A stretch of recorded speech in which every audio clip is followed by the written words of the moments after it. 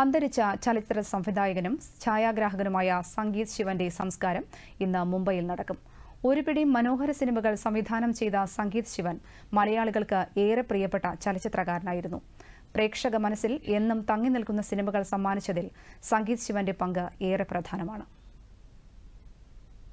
മലയാളികൾക്ക് പുതിയ കാഴ്ചാരീതികൾ സമ്മാനിച്ച ഛായാഗ്രാഹകനും സംവിധായകനുമായിരുന്നു സംഗീത് ശിവൻ.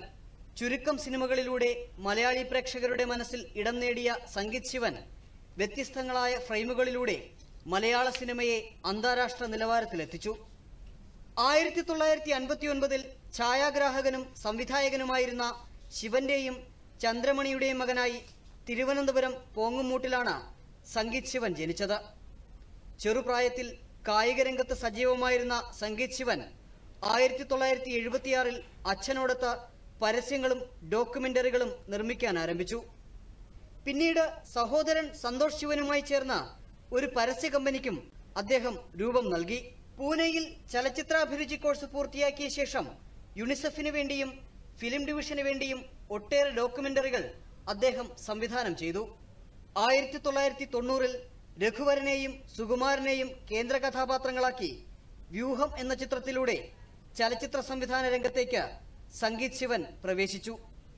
പിന്നീട് മലയാളത്തിലെ എക്കാലത്തെയും സൂപ്പർ ഹിറ്റ് ചിത്രങ്ങളിലൊന്നായ യോദ്ധ സംഗീത് ശിവനെ മുൻനിര സംവിധായകരിൽ ഒരാളാക്കി മാറ്റി. ഡാഡി, ഗാന്ധർവം, നിർണയം തുടങ്ങി 6ഓളം ചിത്രങ്ങൾ പിന്നീട് സംഗീത് ശിവൻ മലയാളികൾക്ക് സമ്മാനിച്ചു.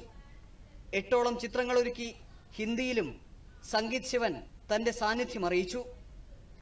സണ്ണി ഡിയോൾ നായകനായ സോർ എന്ന ചിത്രമാണ് അദ്ദേഹം ഹിന്ദിയിൽ ആദ്യമായി സംവിധാനം ചെയ്തത്. യോദ്ധയിലൂടെ AR റഹ്മാൻ എന്ന സംഗീത വിസ്മയത്തെ മലയാളത്തിലെത്തിച്ചതിന്റെ നേട്ടവും സംഗീത് ശിവനാണ്. നിരവധി പ്രമുഖരായ സാങ്കേതിക പ്രവർത്തകർക്കൊപ്പവും സംഗീത് ശിവൻ പ്രവർത്തിച്ചു. യോദ്ധയുടെ 2ാം ഭാഗമെന്ന സ്വപ്നം ബാക്കിവെച്ച് ഓർമ്മയുടെ അഭ്രപാളികളിലേക്ക് സംഗീത് ശിവൻ മറയുമ്പോൾ ചലച്ചിത്ര പ്രവർത്തകർക്കും സിനിമ ആസ്വാദകർക്കും നികത്താനാകാത്ത നഷ്ടമായി മാറുകയാണ്. News desk, Doordarshan.